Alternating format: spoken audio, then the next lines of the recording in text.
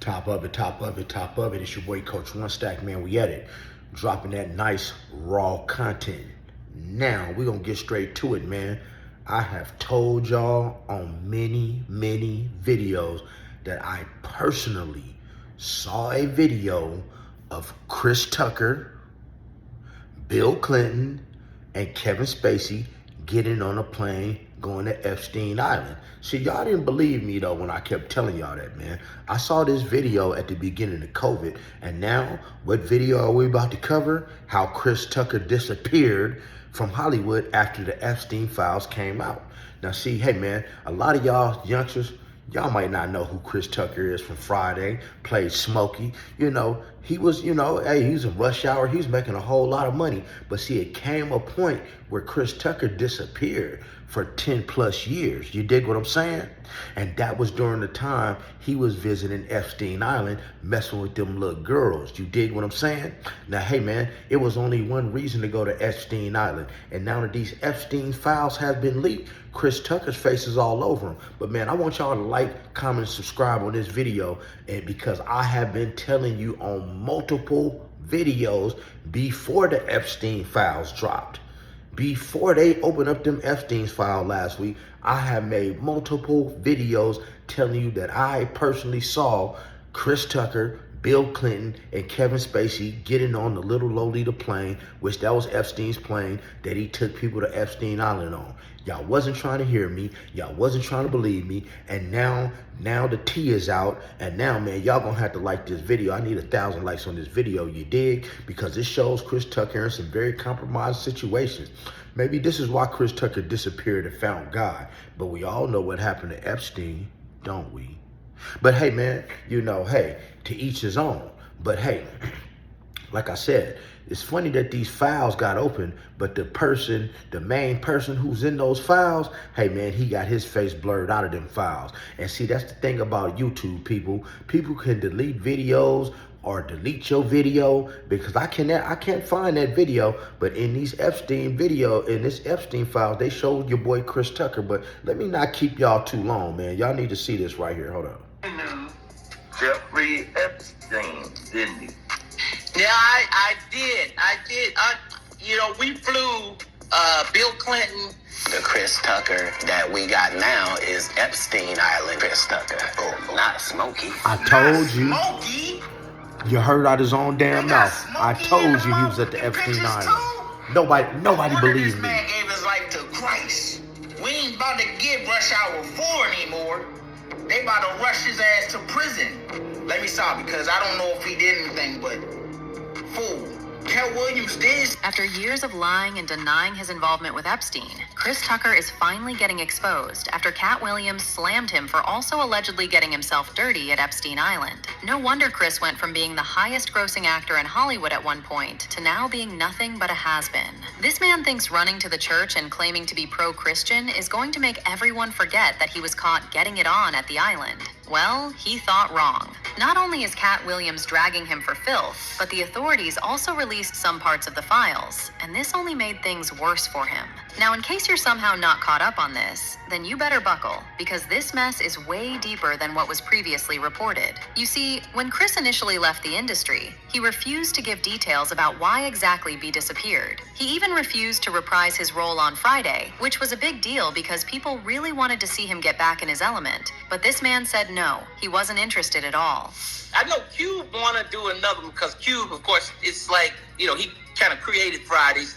And I was in the first one.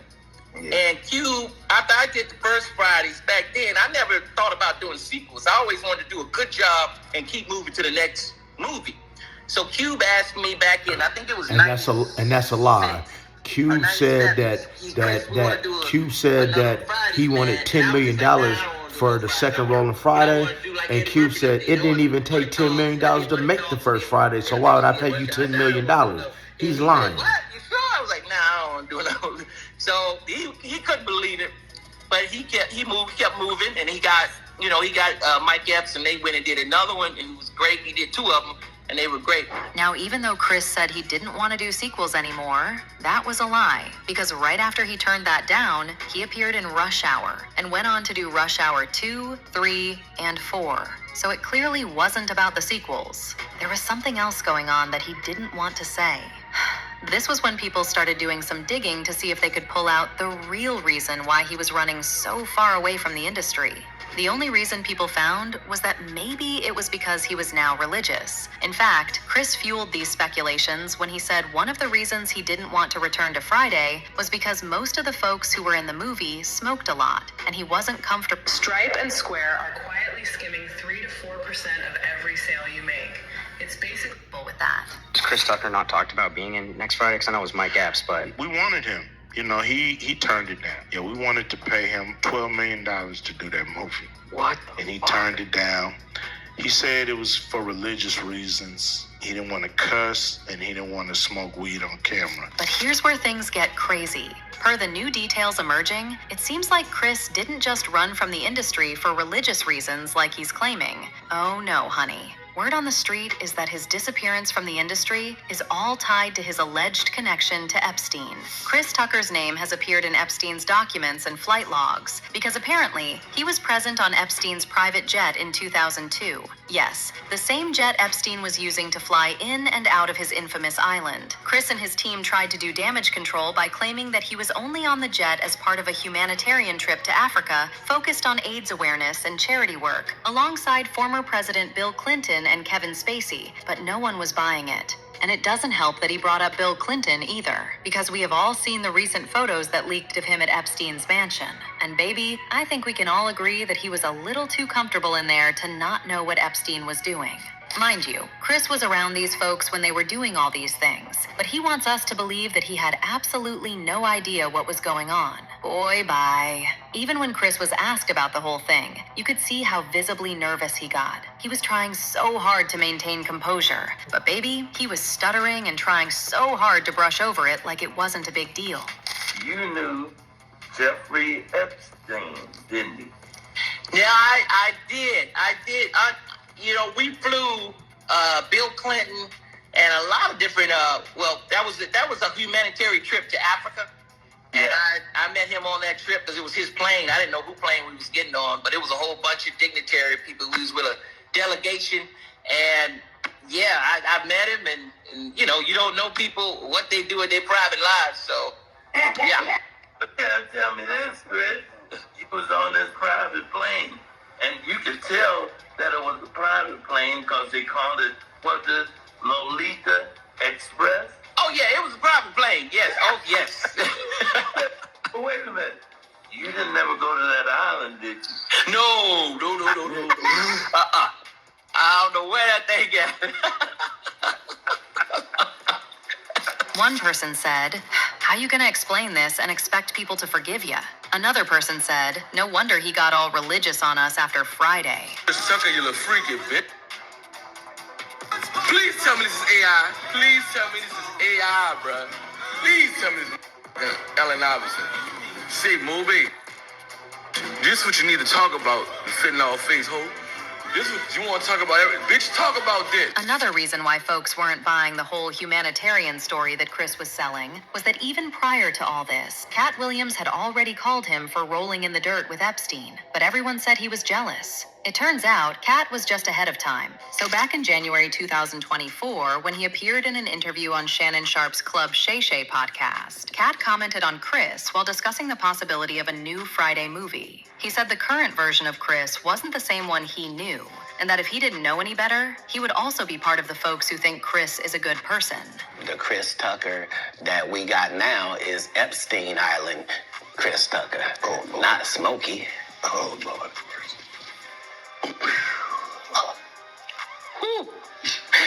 If I didn't know no better, I'd tell you he's the greatest. I don't care what to say.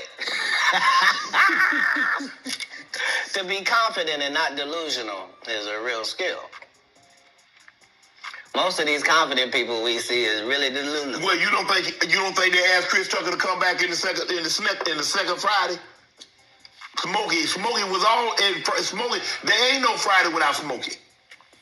We all agree to that, and there's no next Friday without Friday, and there's no Friday after next without Nah, we talking about the rule because you said that they don't. Here's the thing. Okay. Here's the thing.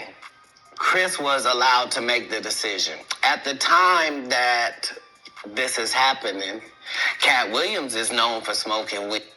Willie Nelson is known for smoking weed. Right. Snoop's known for smoking weed, but none of us is really known except Willie. And I'm saying, Chris Tucker didn't want to be the poster child for smoking weed. He don't smoke weed like that. Right. He in the church. He Michael Jackson's best friend. Christmas. Michael Jackson called him Christmas. You ever met a man that gave you a little nickname like that? No. Me neither. Now, as I said, people didn't understand where Cat was coming from when he said this, but now they do. And it's not looking too good for Chris.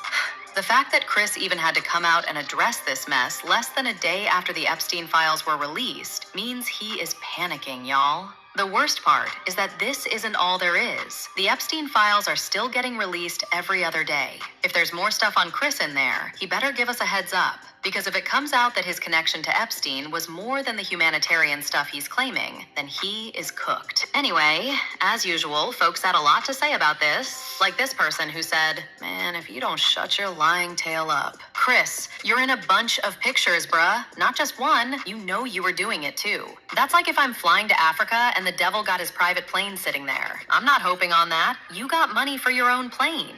Another person said, innocent people do not come out and fake laugh at a situation like this. Innocent people being included in such a disgusting thing would be highly angry. But now I want to know your thoughts. What do you think of Chris getting exposed for allegedly messing with Epstein? And do you really believe...